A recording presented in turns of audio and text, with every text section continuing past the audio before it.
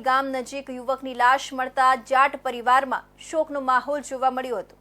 આ તકે મૃતકના પરિવારજનો દ્વારા રાજકુમાર જાટના મોતના સમગ્ર મામલે સીબીઆઈ તપાસની માંગ કરી હતી। રાજકોટ જિલ્લાના ગોંડલ તાલુકામાં ગત 3 તારીખના રોજ પાઉંભાજીની લારી ચલાવતા અને યુપીએસસીની તૈયારી કરતા રાજકુમાર જાટ નામના યુવકને કોઈ કારણોસર ગોંડલના પૂર્વ ધારાસભ્ય જયરાજસિંહ જાડેજાના પુત્ર જ્યોતિરાદિત્યસિંહ જાડેજા ઉર્ફે ગણેશ જાડેજા અને તેમના સાથીઓ દ્વારા યુવકને બંગલામાં બોલાવી ઢોર મારવા મામલે નવો વળાંક આવ્યો છે।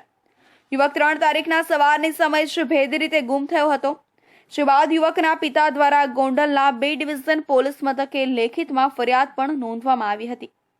ત્યારે રાજકોટ જિલ્લાના તરખડી ગામ નજીક યુવકનો મૃતદેહ મળતા જાટ પરિવારમાં શોકનો માહોલ જોવા મળ્યો હતો।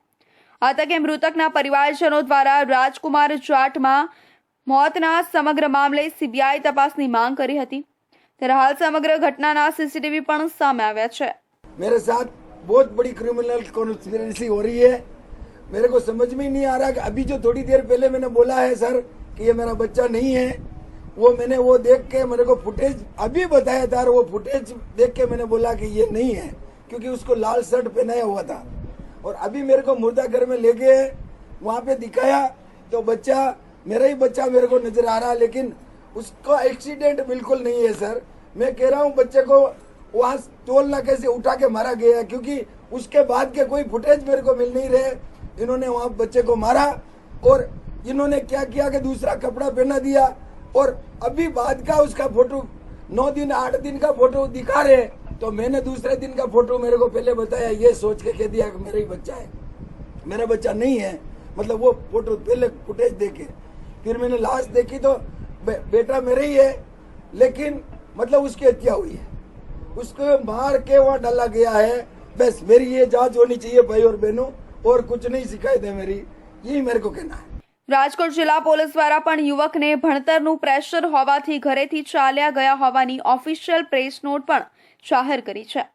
ત્યારે હવે જોવું એ રહ્યું કે આ રાજકુમાર જાટ નામના 24 વર્ષીય યુવકના મોત મામલે નવા કેટલા ખુલાસાઓ થાય છે અને રાજકોટ જિલ્લા પોલીસ આ બાબતે કેટલી નિષ્પક્ષ સાથે તપાસ કરે છે તે તો હવે આવનારો સમય જ બતાવશે। ગોંડલના પૂર્વ વિધાયક જયરાજસિંહ જાડેજા અને તેના પુત્ર ગણેશ જાડેજા છે તે ફરી એકવાર વિવાદના વંટોળમાં સંકળાયેલા છે। ત્યારે મારી પાછળના દ્રશ્ય જોઈ રહ્યા છો કે રાજકોટનો જે સિવિલનો પીએમ રૂમ વિભાગ છે, ત્યારે વાત કરીએ તો આ ઘટનાની તો ગત 3 તારીખના રોજ રાજકોટનું જે જિલ્લાનું જે ગોંડલ તાલુકો છે, ત્યાં એક જે જાટ પરિવારનો જે પરપ્રાંતીય યુવક છે, જે ગોંડલમાં પાઉંભાજીની પિતા સાથે લારી ચલાવી ગુજરાન ચલાવે છે અને યુપીએસસી એક્ઝામની તૈયારી કરી રહ્યો છે, ત્યારે આ યુવકને ગત 3 તારીખના રોજ કોઈ કારણોસર જયરાજસિંહ જાડેજાના જે બંગલો છે ત્યાં તે પિતા પુત્ર ઉભા હતા, તે દરમિયાન રાત્રિના સમયે કેટલાક લોકો દ્વારા જયરાજસિંહના બંગલામાં તેને પૂરી યુવકને માર મારવામાં આવ્યો હતો, ઢોરમાર મારવામાં આવ્યો હતો, જે બાદ યુવક છે તે ગંભીર રીતે ઘાયલ થયો હતો। ત્યારે તેના પિતા દ્વારા યુવકને હાથ પગ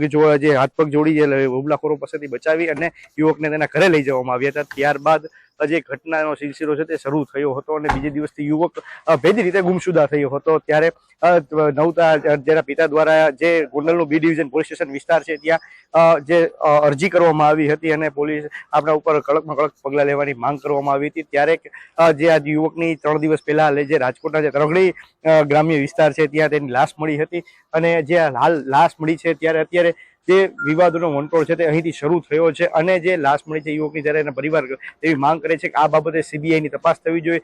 જે પણ આ મારા પુત્રને મારવામાં અને જે મોતને ઘાટ ઉતારવામાં જે લોકો જવાબદાર હોય તેની ઉપર સીબીઆઈની જાંચ થઈ કડકમાં કડક પગલાં લેવા જોઈએ। ત્યારે હવે અત્યારે રાજકોટ પોલીસ અને રાજકોટ જિલ્લાની ગ્રામ્ય પોલીસ બંને આ કેસમાં એક્ટિવ થઈ છે અને જે ઘટનાનો સિલસિલો છે તેનો ચિતાર મેળવી રહી છે। ત્યારે હવે જોવાનું એ રહ્યું કે આ જાટ પરિવારનો જે યુવક રાજકુમાર જાટ નામનો જે યુવક છે, 24 વર્ષીય યુવક છે, તેને ન્યાય મળે છે કે નહીં, તે હવે મહત્વની બાબત રહેશે। પ્રતિક લીંબાણી, ઇન્ડિયા ન્યૂઝ, રાજકોટ।